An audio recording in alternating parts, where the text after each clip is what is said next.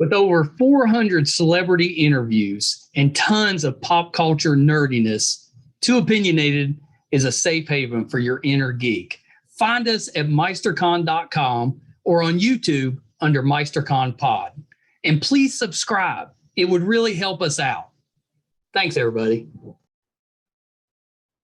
Hi, everybody. Welcome to a special edition of Too Opinionated. I am so excited today. I've got psychic Angela Thomas with me. So welcome, Angela. Thank you, Mike. Good to be here. Yeah, I was so excited to talk with you because I think a lot of the work that you do is so fascinating, and I want to get into all of that because I think it's so interesting. But let's start this way. Talk a little bit about being a psychic. You know, when did you kind of figure it out that, okay, I'm pretty good at this stuff?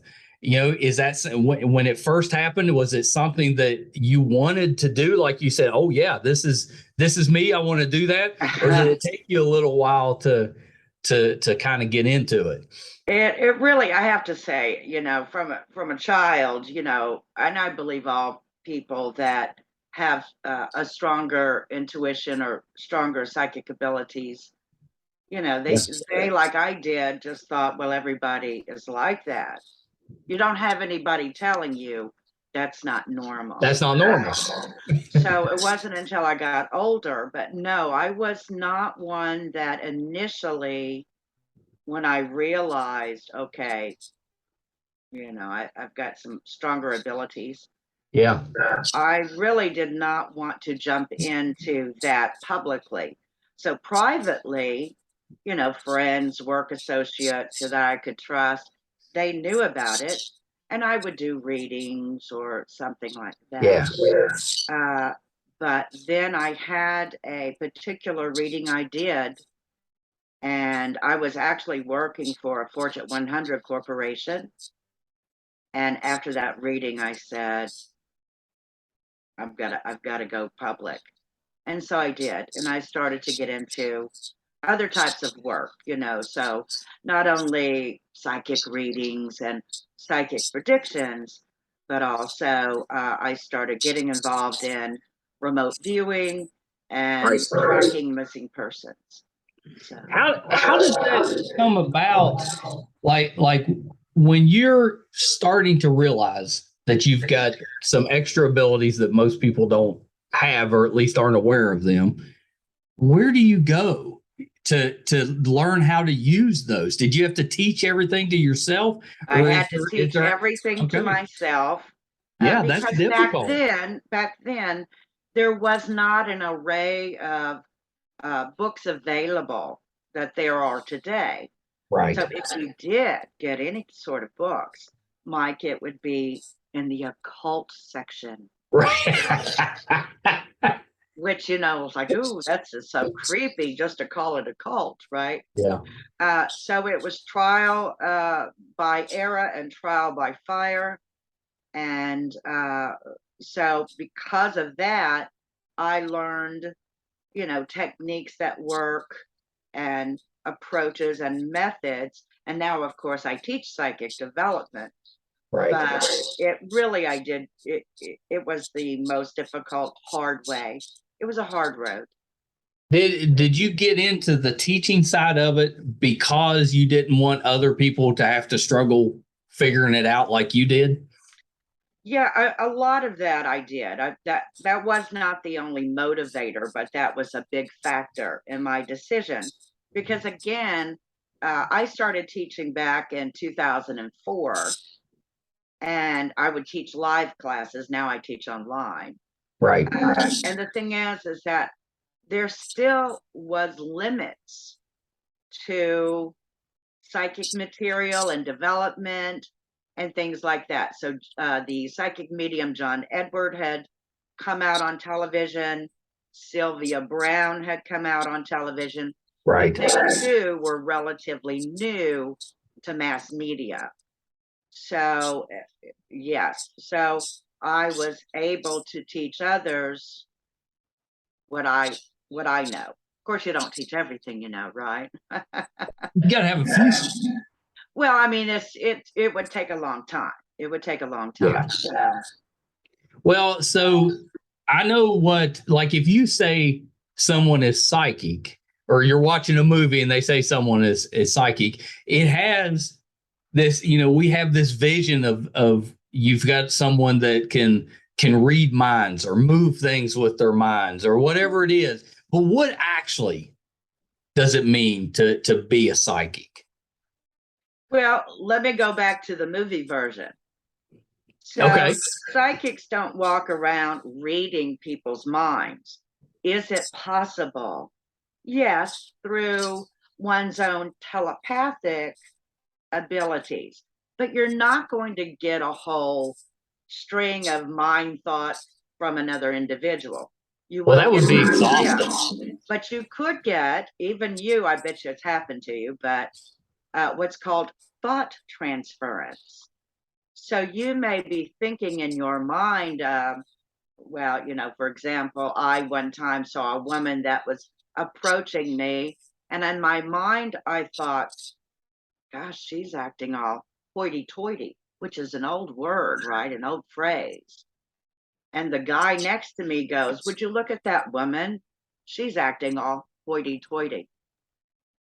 That's weird. It was thought transference. But psychic abilities is really, you may get visions, you may get impressions, you may get a string of information as though you've channeled it, which is, of course, part of your clairvoyant abilities as well. So it is a knowing. So just like when you look at the sky, you know the sky is blue, you're certain the sky is blue. Right. And if anyone says, no, man, it's not, it's, it's brown, you go, I'm certain the sky is blue. And so it's the information that you receive and you're that certain about it. So then there's the clairvoyant component, which clairvoyancy is, I'll be quite frank, is ESP on steroids. It gives you the ability to look in the past, the present, and the future. Now, not 100 years in the future, mind you, or at least I don't go that far in the future, but I try to stay within a time frame on anything, really.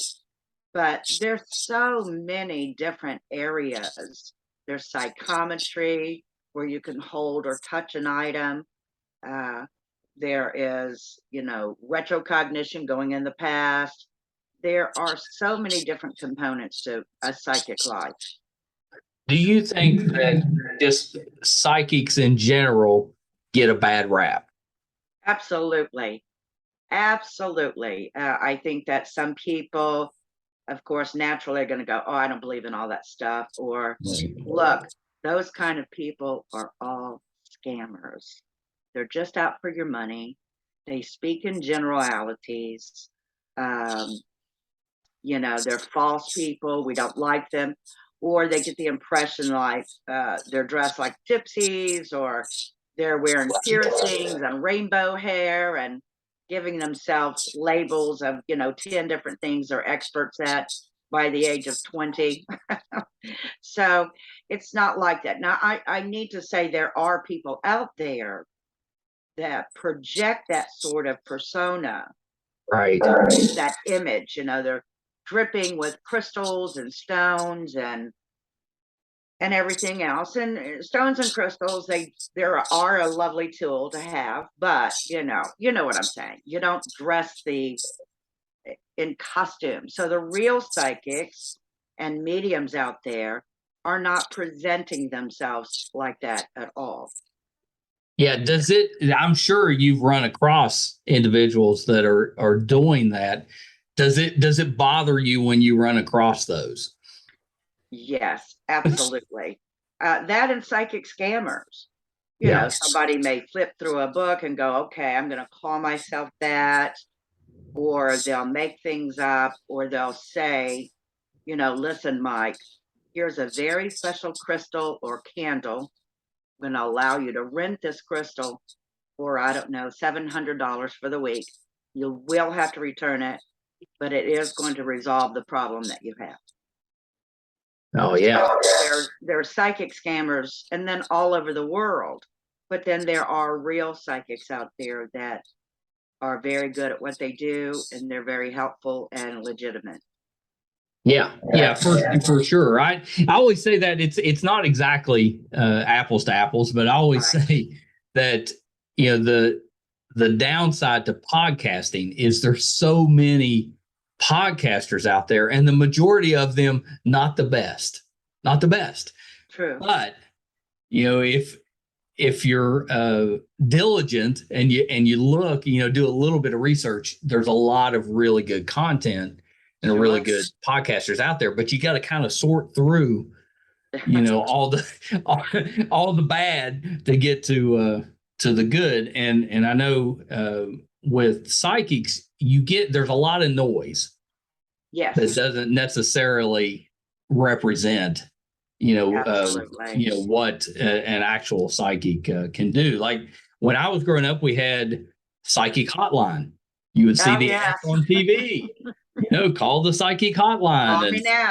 Call me now, and find stuff out. So you had, what was it, $3.99 a minute or $5.99 a minute or something ridiculous like that. Nobody's going to know what we're talking about because now you don't.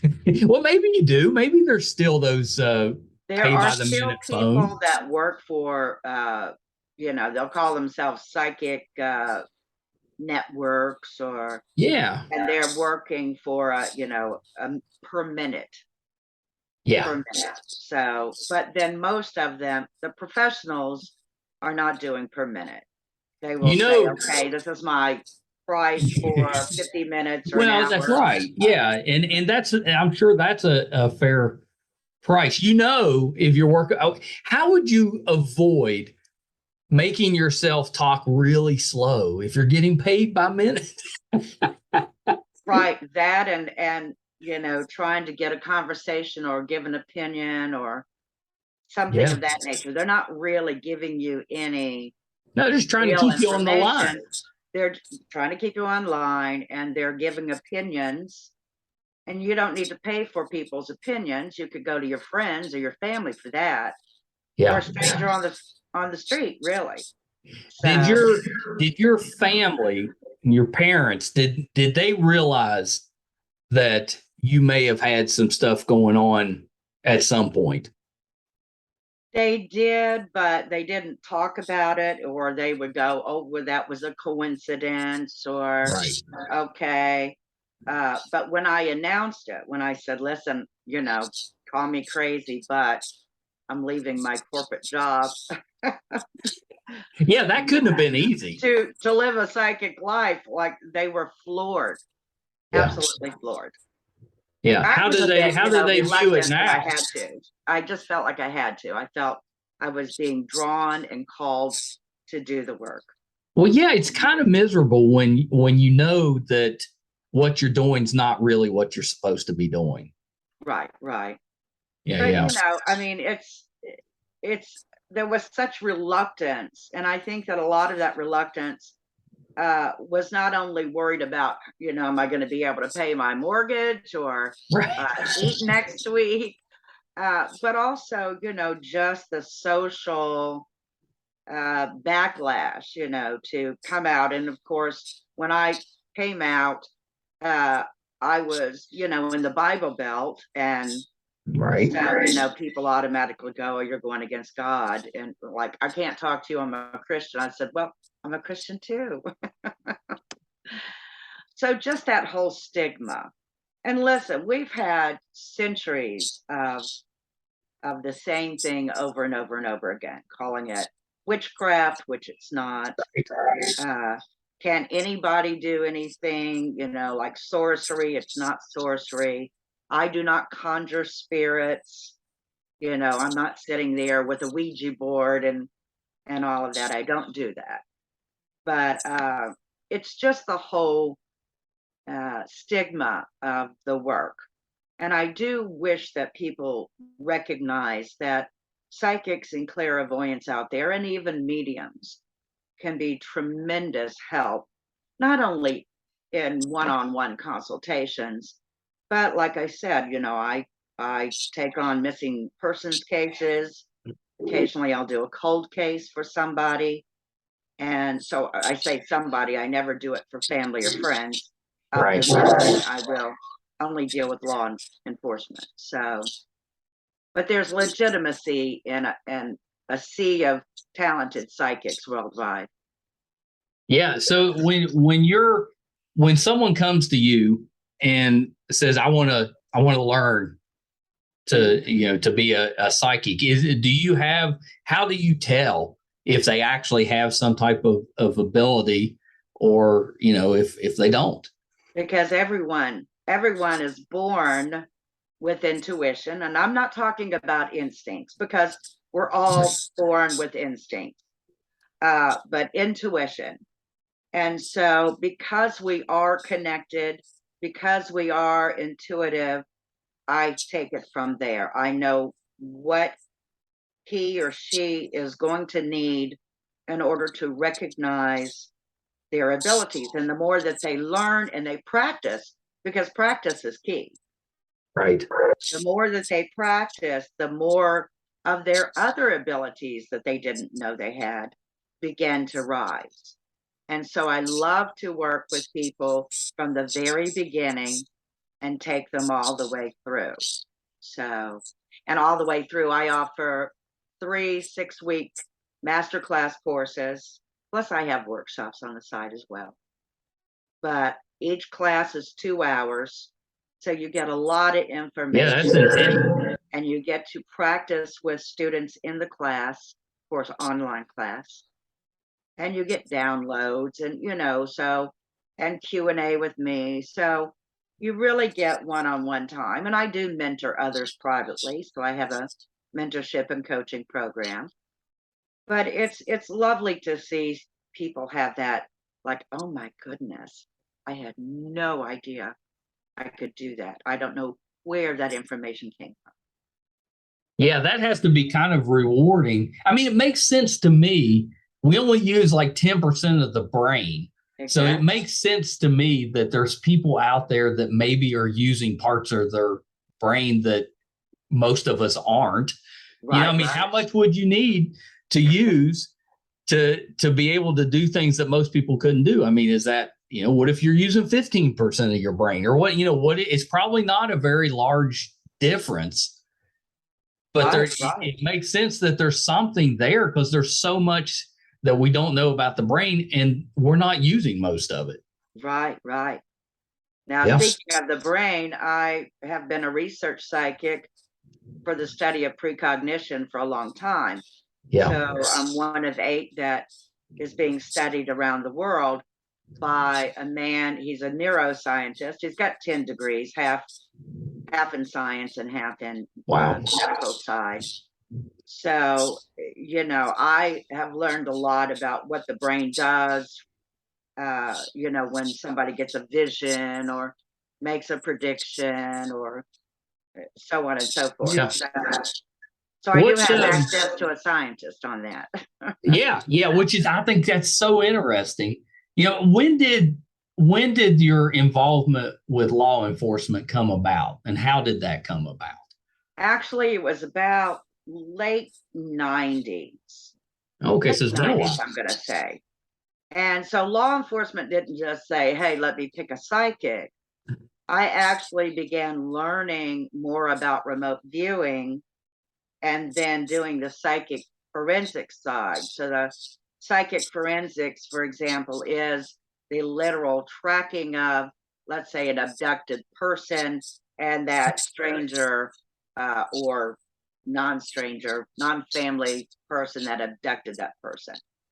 So I went through all of that, and then what I would do is contact the law enforcement liaison at that sheriff or police department or FBI, and then forward that information to them in a written report.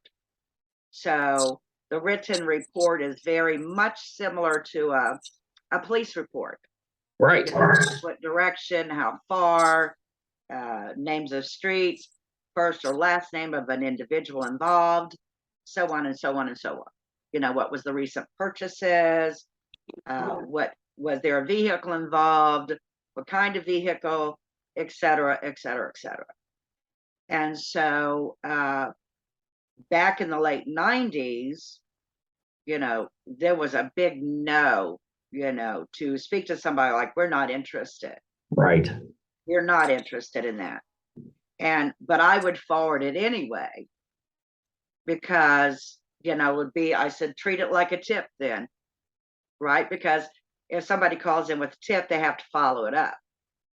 But some nowadays, I say some more, or many law enforcement agencies will utilize a psychic, but they're not quite there yet, Right. because they don't want their peers to make fun of them, like, oh man, I can't believe you believe in that stuff, or they're all fake.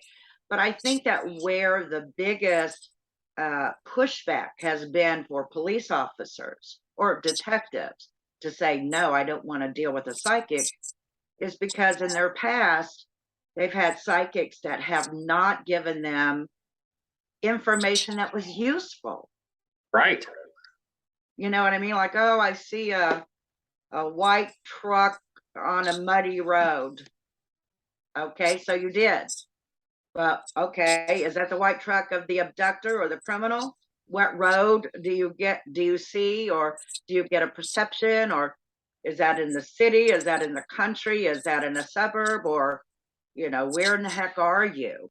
So the more that anybody that's a psychic now that's listening to your show, if they want to get into that work, the more specific you are, the better off you're able to help the person that is being victimized out there. So those detectives can find that victim and or the abductor. Yeah, that makes sense to me. So is that what remote viewing is? Is it you're getting a feeling or a vision of something that has occurred or is occurring? Is that what remote viewing is? Remote viewing is utilized. I mean, you can use remote viewing with past, and you need to use your clairvoyant abilities with that as well, because people that do remote viewing are actually using their natural clairvoyant ability. But you can go to any geographic place, for object, idea, event, person, object, whatever the case may be. You can get all that information from the arm of your chair. Right. So you're literally the process is the subconscious mind already knows. So if for example, you want to tune in to Moscow, right? What's the Moscow, what's Putin doing, or where is Putin, or whatever the case may be, the subconscious mind already knows that. Why? Because it's part of a collective consciousness, and that's another show all by itself. But your subconscious mind will bring in to your conscious awareness all the information that you need. So people are literally drawing when they are conducting a session in remote viewing. They're drawing pictures, they're writing down words. And because it's a clairvoyant ability, it's the only ability that allows you to toggle between receiving psychic information or clairvoyant information and going, back to logic. Okay, where is Putin now? Like right now. Right. Okay, that's logically, I've gotten the question, and I'm working now as an intuitive, as a clairvoyant, and drawing and writing down the words. So it's a lengthier process, but that's the quick version of remote viewing. Now, remote viewing has been documented. It's tested. The U.S. intelligence community used remote viewing for well over 20 years. And so they did that, especially during the Cold War period. So Russians had their psychic spies, the United States had their psychic spies, and it was very effective, very powerful. So on my website, which is psychicangelathomas.com, you can go there and see a free documentary called Third Eye Spies that Dr. Russell Targ put together. And Targ was one of the physicists that started this whole remote viewing process with the psychic Ingo Swann, and the other physicist was Harold P.O.R.T.A.L. And so you can go and see the documentary and see how real. So we're not talking about woo-woo, gaga stuff that's unrealistic. We're talking about real applications. So I took the remote viewing component and said, now let me use it to track missing persons. Yeah, I think that's so interesting. And where does the matrix part of it come into it?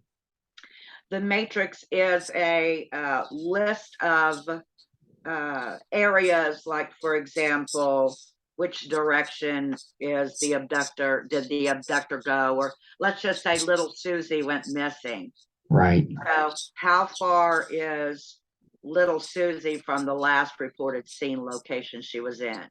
So how far, and you break down those miles, you know, is it 0 to 10 miles? Is it 11 to 100, or, you know, whatever the case may be. So is it a way to kind of narrow where they're searching for missing persons? I wouldn't know. I personally would not know if a detective is searching in whatever area. I am the third party that once I go through this, I would give this information to a detective, and that detective then can follow.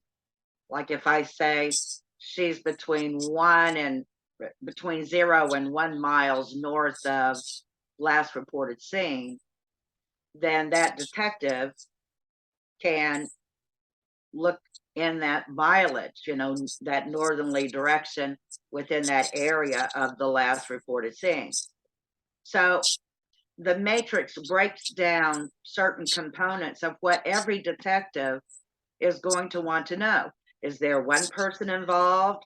I mean, did the child just wander off? Is there a medical emergency? Is there an abductor? You know, did the child run away?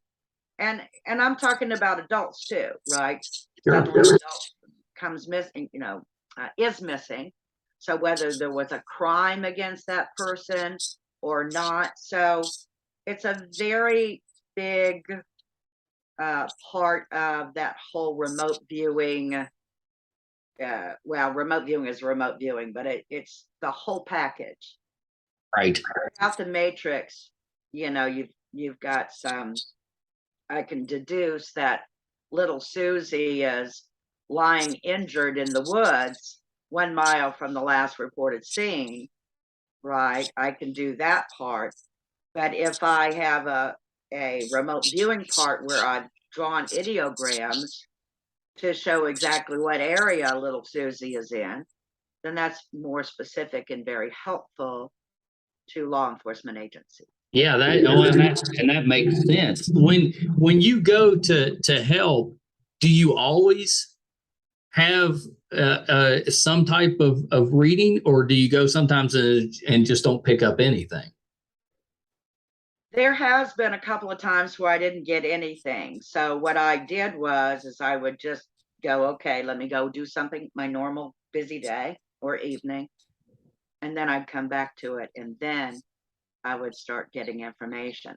So when I do a case, I go through it at least 3 times. So the whole, you know, following the matrix all the way through, doing remote viewing all the way through again, because the more you do, the more information you pick up on.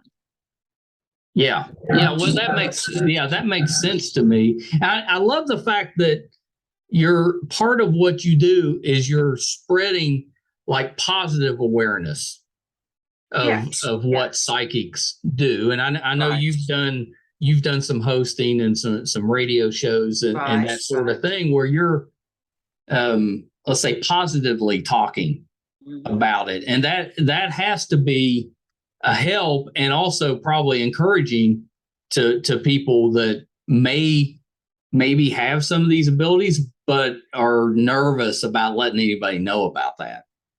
Right. And it's a big step to, to go public about one's abilities. But it is very rewarding when you do so.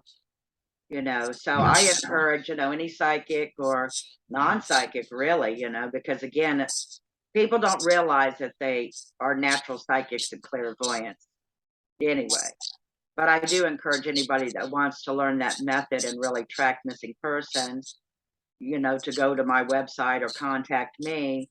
And what I ideally want to do is spend less time on cases. And I keep on taking less and less cases because I don't charge for that.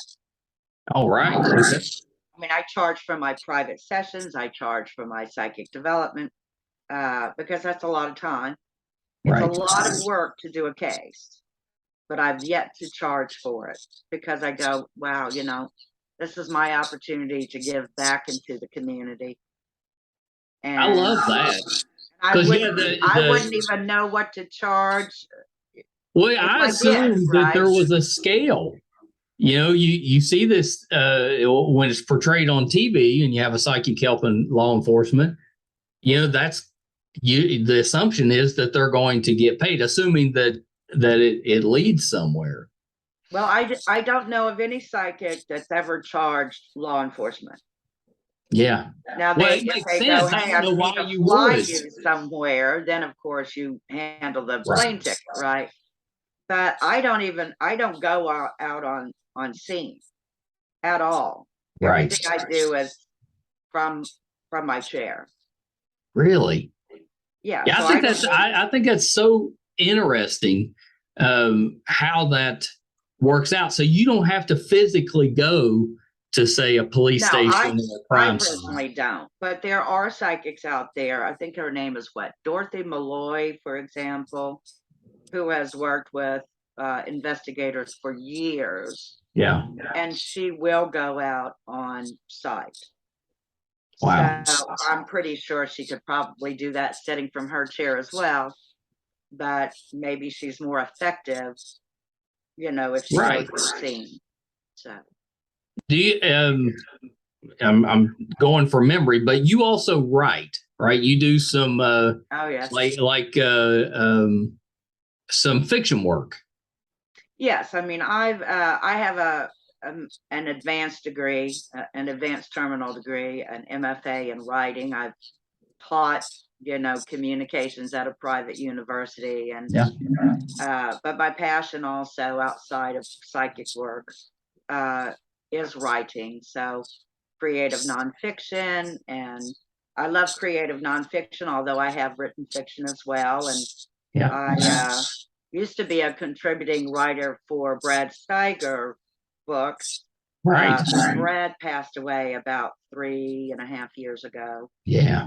And so, of course, I'm not contributing to his books. But everything I did write for Brad's books was creative nonfiction. So the stories I put in there were very true. Yeah, I think that's really interesting. I think those would be fun reads. Do they read? Is it kind of like you're solving a crime, or are they a thriller? What's the genre? Well, the genre, I'm so glad you mentioned thriller, because I did complete a movie script called Voodoo Doll. And nice. Based out of New Orleans and the swamp nearby and all that. So I did write a thriller movie script, and but most of mine, most of the genre is creative nonfiction. Don't you think that the harder part, it's not the writing, it's actually, getting somebody to do something with the writing? That's the hardest part. Well, there is a craft of writing, right? Once you learn the craft of writing, then you could write most anything.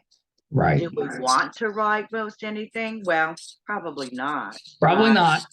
But but getting involved in the writing and staying in the writing, because I have been on again, off again with writing, even just for my own projects. Sure. But, there are professional writers out there that go, I don't care if I'm not in the mood, I'm going to write at least 20 minutes a day. Yeah. So, and I haven't done the 20 minutes a day part, if I say I'm not in the mood, I'm not in the mood, period. Yeah, no, that makes sense. I write it in my mind and then tap, tap, tap on the keyboard, when I sit down.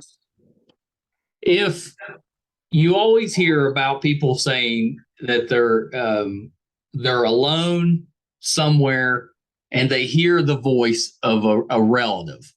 Mm-hmm. With that, is that something that could be explained, as some type of psychic happening? Well, yes, absolutely. Spirits and really people can communicate with those on the other side, with spirits. But right. If they're not trying, they may even think like, I can't do that, or I don't believe in that.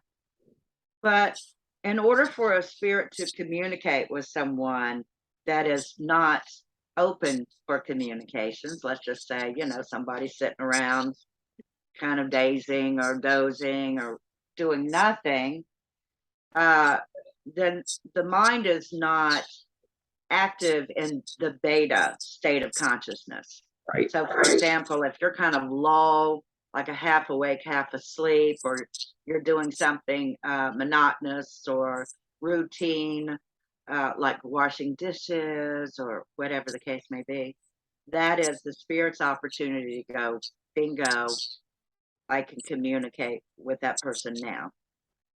Because when we get up, in the morning, we're in the beta state of consciousness. We're like thinking, okay, I've got to do this, this, this, this, right. And this, planning my day, my night, next week, We're constantly, on the go in our logical, analytical minds. So a spirit cannot get through that until the mind is relaxed a bit more and not engaged in, 10 different things all at in 1 minute, trying to accomplish something new in their schedule. So that's explainable, right? That's how that happens. So a lot of people with that alpha stage, which is the half awake, half asleep, a lot of times they hear the voice of a loved one or even see their loved ones when they're either waking up from sleep or beginning to kind of get sleepy and doze. And that's when spirits jump and seize the opportunity. Yeah, I think that's kind of interesting because most of us have had those occasions where maybe you're woke up from sleeping and Absolutely. You hear your mother's voice or whatever it was. And you're like, well, okay, that's just my brain playing tricks on me with that. But I'm always curious with that because a lot of those stories you'll hear something like, I heard my mother's voice and then, a few minutes later they get a phone call that their mother had passed away, something like that. Right. And some medical professionals might say, listen, Mike, that was an auditory hallucination you had. Right. Right. And is that possible? Well, sure it is, right? Anything is possible. If you have something going on with the brain or, you've had too many recreational drugs or to alter the mind. But no, it's very explanatory. And so, you see psychic mediums out there that are communicating. Well, I'll just use John Edward for an example because most people know John. He's expanded his aura. He's already been in prayer before he hits that stage. And by the way, John Edward is a devout Catholic. He travels with his rosary everywhere. So he's in prayer. He's expanded his aura. And then he's gotten out on that stage, and those spirits then can step into his aura, and or he can get information from other sources. So any sort of clairvoyant is a mental medium, right? So there's all kinds of ways, and people are walking around just like you that don't realize that they're natural clairvoyants. Right. When you have these kind of experiences, it's not something quirky that's just happened or a coincidence. It's something that really has happened to you. Yeah, But with you. Yeah, I find that so interesting with that. Do you, like, throughout your life, has there been any time where you said, all right, I wish I didn't have this? Yes. Yes. You know, you run across situations or individuals, and, you know, they've gone through something and you didn't care to know that information. Right. Or you may feel it a little bit deeply or deeper. There's been several times where I've thought that I was going to just absolutely walk away from it. But, you know, when you know that you're in service to others and you're helping other individuals.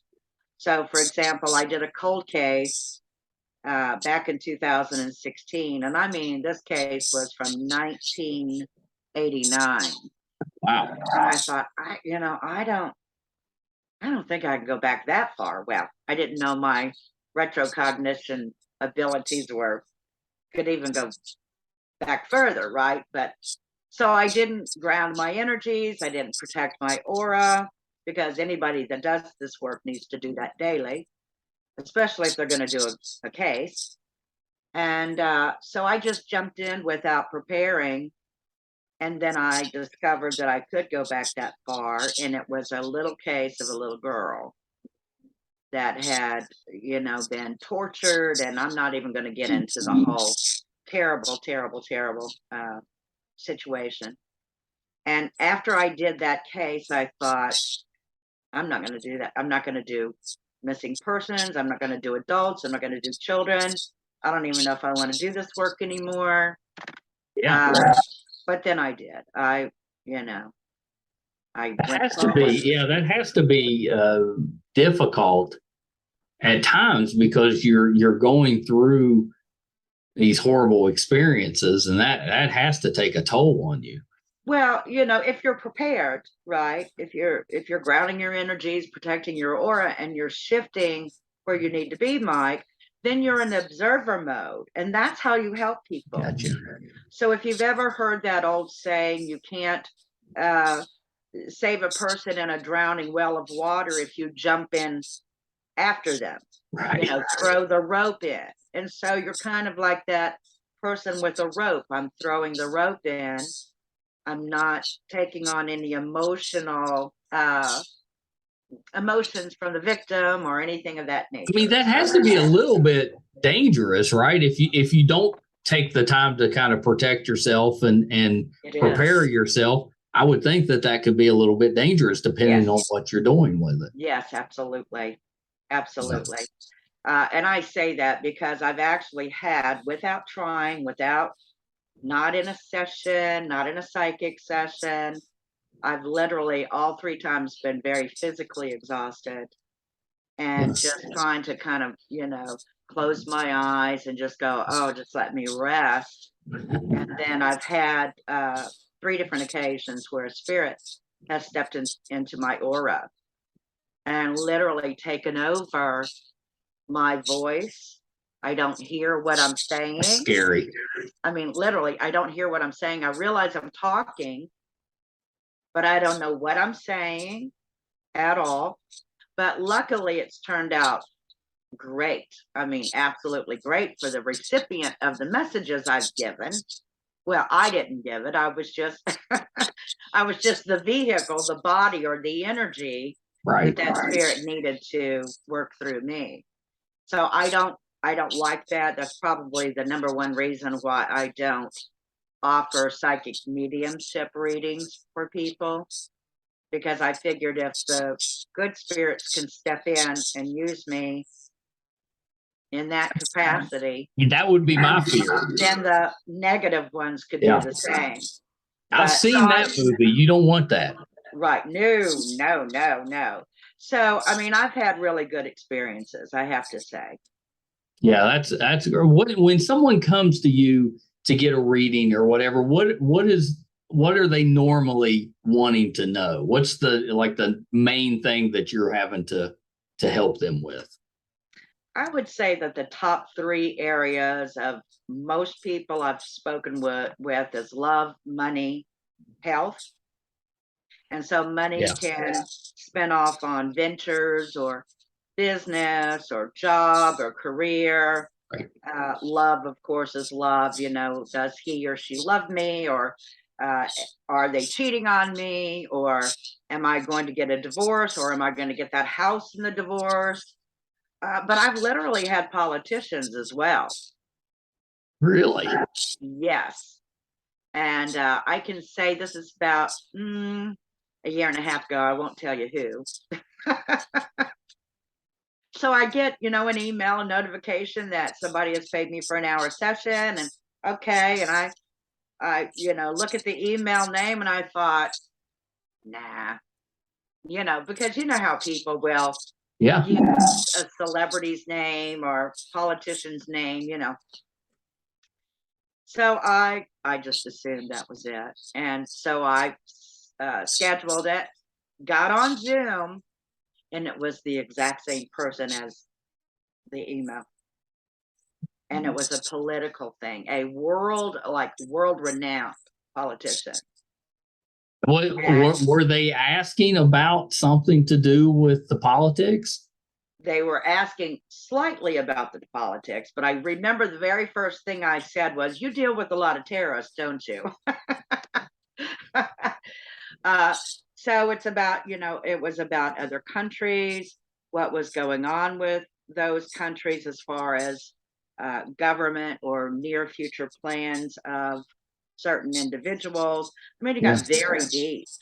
Now, let me just say, I follow politics and international politics, but I don't know enough about, even little countries, like who's running it and who's doing what to whom. But when I'm in psychic mode, I'm able to deliver those messages. Yeah, I think that's so interesting. When you're done, though, do you remember everything you talked about? No, generally takes about 20, 30 minutes, and then I won't have any recall whatsoever. Now, if I read let's say if I read for you, and then you and I spoke about it after I was no longer in psychic mode. Right. We're just kind of chit-chatting, and you go, "Oh, I can't believe you. You said XYZ, Angela, I'm so excited," or "I'm not really ready for that yet." But, if you and I spoke about it, then because I'm not in psychic mode, I would remember the conversation with you. Yeah, I think that goes back to how the brain works. I just think that's so fascinating. Do you can you turn it off? Like if let's say, if you're like, I just want a quiet evening at home, can you turn it off so that for the most part, kind of yes. Absolutely. For the most part, you can. There have been times where I felt like, okay, I've closed everything off. I'm just Angela, regular Angela now, and didn't realize I was still open. Yeah. So I had read for a client in Australia, and had finished and gone to Barnes and Nobles, if you know that bookstore. Of course. And I was sitting at a red light. It was raining, and I have to be careful with things that have emotion, like windshield wipers. Yeah. Because then I'm in the zone. I'm like, woo. And her deceased father, came to me, and I did a psychic reading for her. I didn't do a mediumship reading. Right. He came to me, told me very specific details about blueprints, and he was an engineer who had gone to, he was from the UK, had taken blueprints at Shakespeare's birthplace and Anne Hathaway, his wife's birthplace, and the whole village, and then moved to Australia and reconstructed that. And so he talked about the blueprints and how her name would be on the back of the blueprints along with the address at this reconstructed village. And she said, Angela, thanks for the message, but, when I got home, I got to contact her. And she said, I don't know what blueprints you're talking about. And I said, well, I'm just the messenger. Your dad wanted me to let you know. Fast forward about a year later, she gets a call from a woman in Perth and says, listen, we own that property that your dad used to have. In fact, we live on that property now. And we would like you to come to the ribbon cutting ceremony because we're devoting a special room to your father. So she flies out there, and the woman then tells her, Mike, listen, I know you used to live here. If you'd like, your dad's 15th century antique is still upstairs. If you'd like to sleep in your dad's old bed, it's upstairs. So she did. When she gets up the next morning, the woman said, by the way, I came across an old trunk of your father's, and you can have whatever's in there if you want to take it. She said, I opened it up, and there were several blueprints rolled up sitting on the top. And she said, I remember you told me about the blueprint. So she turned it over, and her name and the address of that building, that home, was clear on that blueprint. Wow.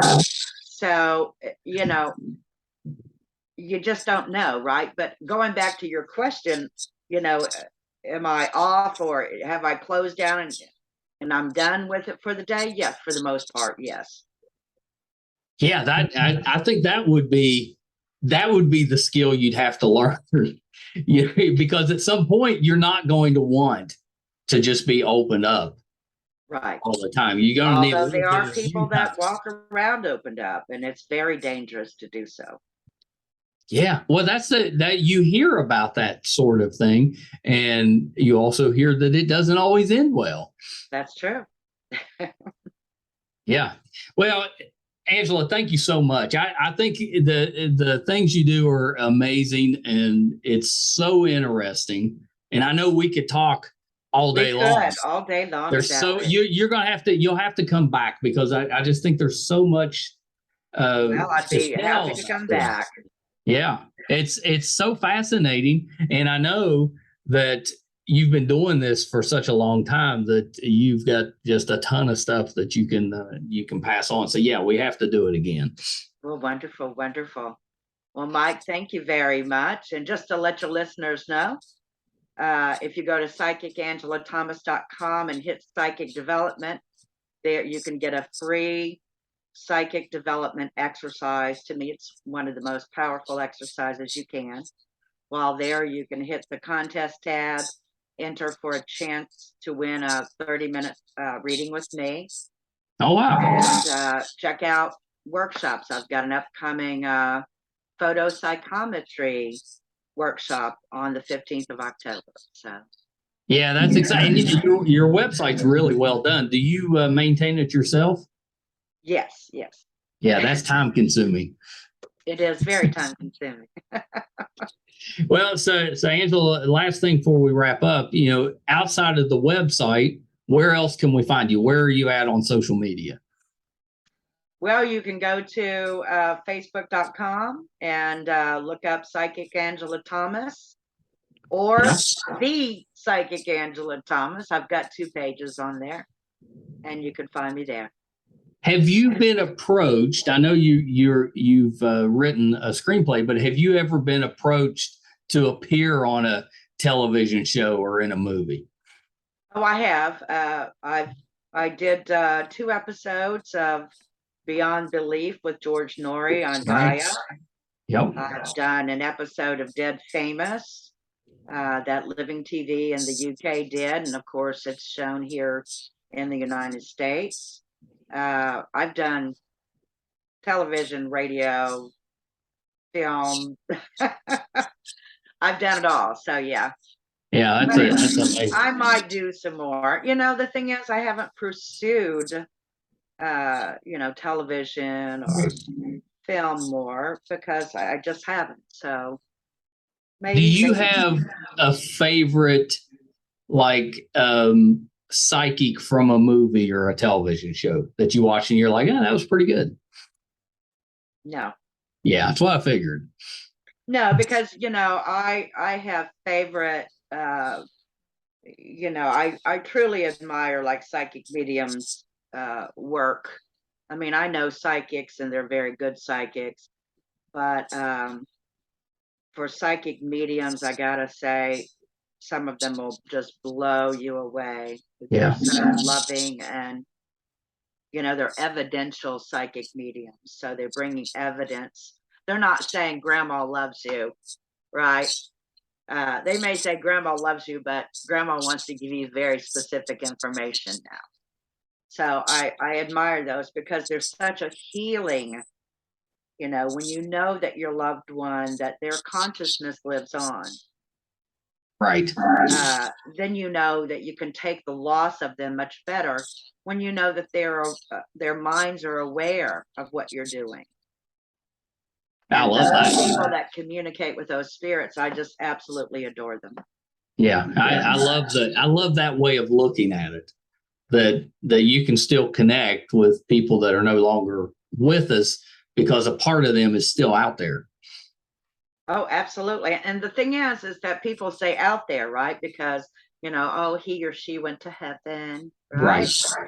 But they're right there. Right. They're right.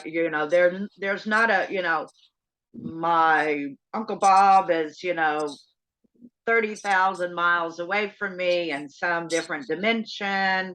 It's not like that. Yeah. So just know that your loved ones do live on. Their consciousness does live on. And they are very much aware of what's going on in your life. And by the way, what's going on in your near future as well. Yeah. Well, I can't think of a better way to end than that, because that's a very hopeful message that I think a lot of people would take some comfort in. Sure. Yeah. Well, Angela, thank you so much. Let's definitely do this again. This has been so much fun, and I know there's so much more to learn. Absolutely. Thank you for having me, Mike. Yeah, of course. Okay, hold on one second. All right, so that was Psychic Angela Thomas. A little bit different episode for us, although Angela is actually the second psychic that we've had on the program. She's the first one, I believe, that we have done video on. We had Artie Hoffman back when we first started up the podcast. So it's been a few years back, and we were still only doing audio version at that time. So this was a first for us. And I hope you guys enjoyed that. I hope it gave you a little insight into what a psychic is, what the potential good that they can do is, and that you learned a little bit. I think that was a lot of fun. I hope you guys think so as well. If you would like to help us out, we can definitely use the help. Our YouTube channel is MeisterCon Pod. All we ask is that you subscribe. It helps us a ton. It's free. It gives you access to almost 500 episodes on YouTube, MeisterCon Pod. So check that out. And you can find all of those episodes, audio and video, on our website, meistercon.com. It's a great place to go if you're interested in what we're doing, if we're doing anything in studio, if we're going on location, if we're covering a convention, whatever we're doing, it'll be on the website, meistercon.com. So definitely check that out. Thank you guys so much. Until next time, bye, everybody.